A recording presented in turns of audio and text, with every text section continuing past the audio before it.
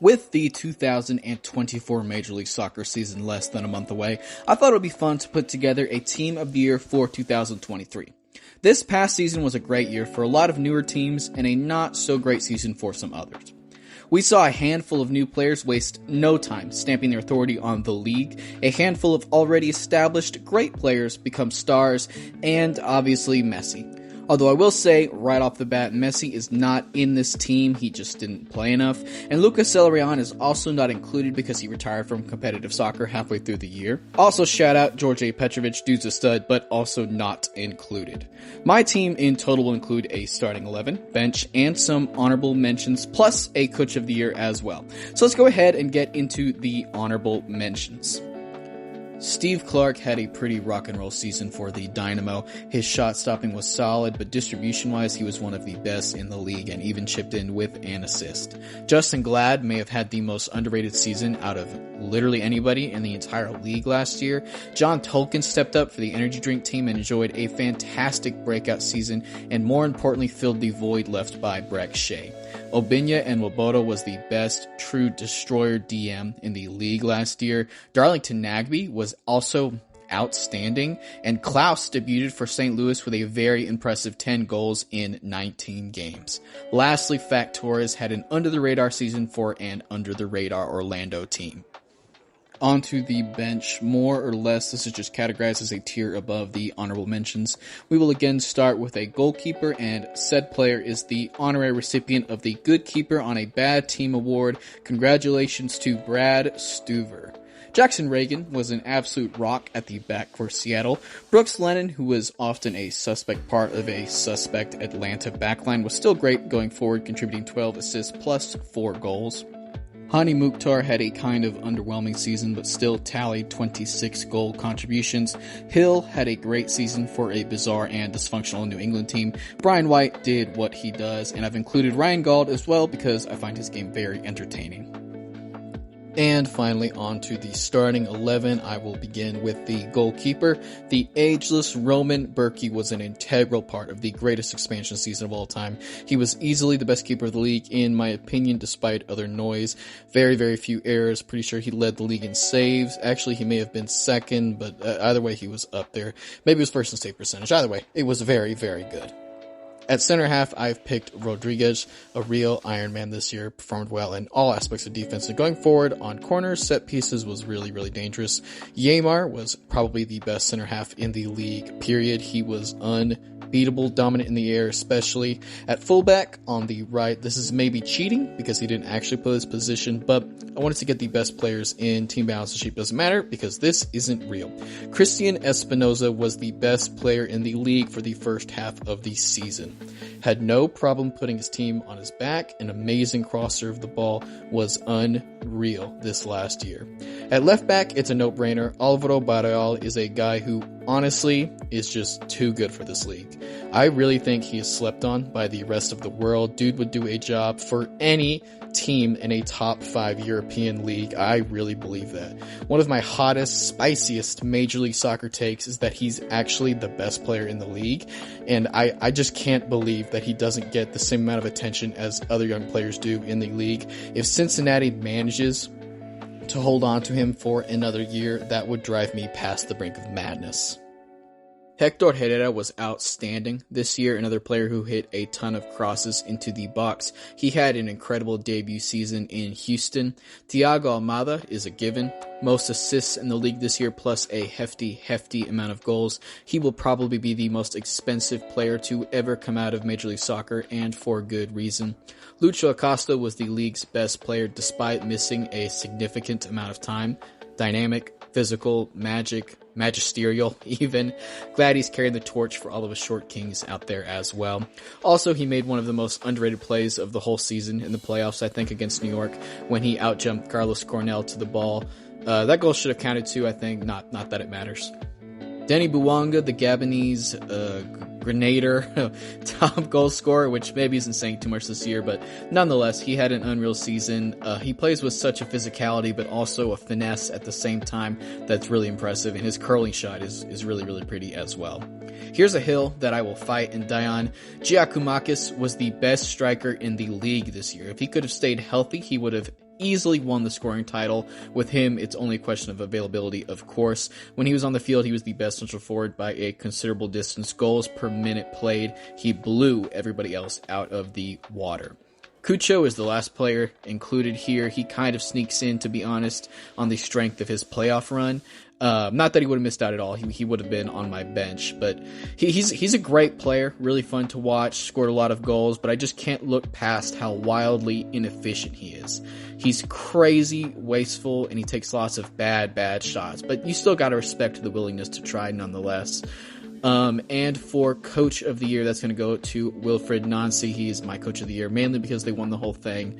But there were a few coaches this year that did a really great job, and I think that's what distinguished Nancy from the other coaches. The other options would have been Pat Noonan or Bradley Carnell. Also, Oscar Pareja was a top coach this year, too. He would be unlucky to miss out. But in summary, my team in total, starting with the reserves, were Steve Clark, Justin Glad, John Tolkien, Obinya and Nwobodo, Darlington Nagbe, Facundo Torres, and Klaus. My bench was populated by Brad Stuver, Jackson Reagan, Brooks Lennon, Hani Mukhtar, Carlos Hill, Brian White, and Brian Gauld. My starting lineup, played in a 4-3-3, I suppose, was Roman Berkey, Christian Espinoza, Rodriguez, Yemar Gomez, Alvaro Barreal, Hector Herrera, Thiago Almada, Luciano Acosta, Denny Buwanga, Georgios Giacomakis, and Cucho Hernandez. So that was my team of the year for Major League Soccer for 2023. Having said all of that, I do kind of feel that maybe like Ricky Pooch was a little bit unlucky to be left out, and that got me thinking a little bit just about more players that could have been mentioned or had good years. And frankly, this video has come in a little bit shorter than I wanted it to, so I'm just going to go through and flip through some of the top stat leaders and just try to point out any other players who could have gotten in or maybe will be in for your team, and just talk about some of the best performers in the league. Julian Carranza obviously had a really good year. Christian Benteke, I'm surprised he had 14 goals, but Daniel Gazdag had a really good season for Philly. Super bummed to see the news, bummed in a sense to see the news about Duncan Maguire today. If you haven't seen, he was going to Blackburn and then not going and then going and then not going, and now it seems like he is actually going to transfer to Blackburn Rovers. I mean, good for him. I hope he does well, find success there, but I might make a list or a video about breakout stars for next year, or players to look out for, and he would have been at the top of that list for sure. I mean, he was a player who broke out this year, had a great season for Orlando, but it's a shame to see him go, but I think he'll do well.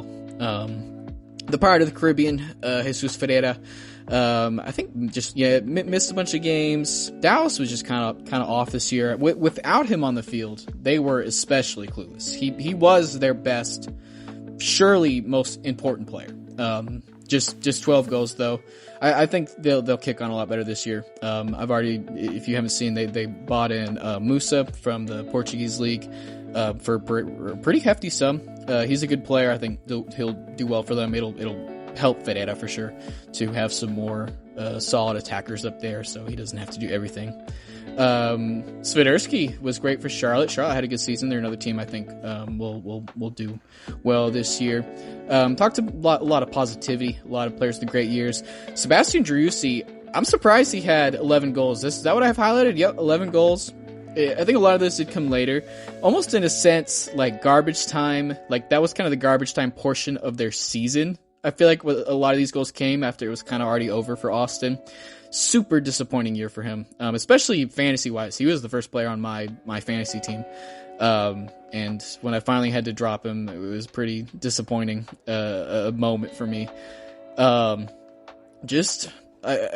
don't know if he's going to be any better this next year, to be honest. I think surely Austin will at least hope to be better. The only place to go is up for them, but for Driussi specifically, I'm not as sure. I don't know. Hopefully not a one-season wonder, but it could be that way.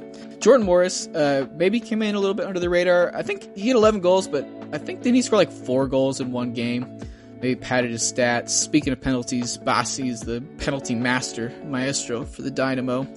Bubba C kind of, I feel, had a disappointing season. I'm surprised no assists. That's probably not ideal. With Cade Cowell gone, San Jose's attack might need a little bit of reinvigorating before the season actually starts. Giorgini had a good year for St. Louis. Teemu Pukki, I think it took him a hair longer to kind of kick in than I thought he would, but he got going a little bit towards the end of the year. He'll probably want to build on those 10 goals. 10 in 14 games is still pretty dang good. Zelarion, tragedy, he left. Wish he would have gone to a real soccer league. Campagna was pretty good this year for Miami. Evander's a player, talking about players who could have made it. Most of these guys, they had good years, good seasons. Since my actual team that could have made the team, like Gazdag maybe, and then maybe just Evander after that. Evander was really good this year for Portland. I don't remember. I saw that there was noise being made about him leaving to a Brazilian team or something. I don't know if that happened or not, but that would be a rough loss for Portland. He was definitely their best player this last year. One thing I might do is make a video of different teams' best player last year, who I think will be their best player this next year. Bongi was a fun player for Minnesota. I hope he does well this next year. He's entertaining. Lovin had a great season for St. Louis. He's a guy who could have made it. 14 assists was really good. 6 goals. I think most of those might have been off the penalties, but still a great year for him.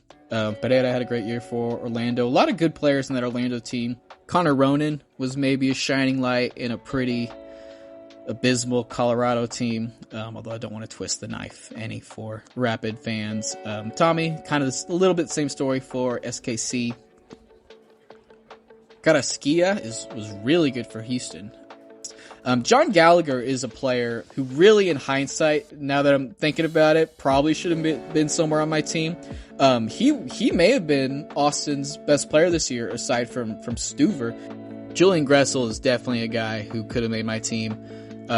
He had a really good year for both teams. I know he won all the silverware with Columbus, but I think he might have been a little bit better with Vancouver, in a similar role, but he's just a really good player. He's going to be a big part of what Miami do next year. That was a great pickup to add him to that team.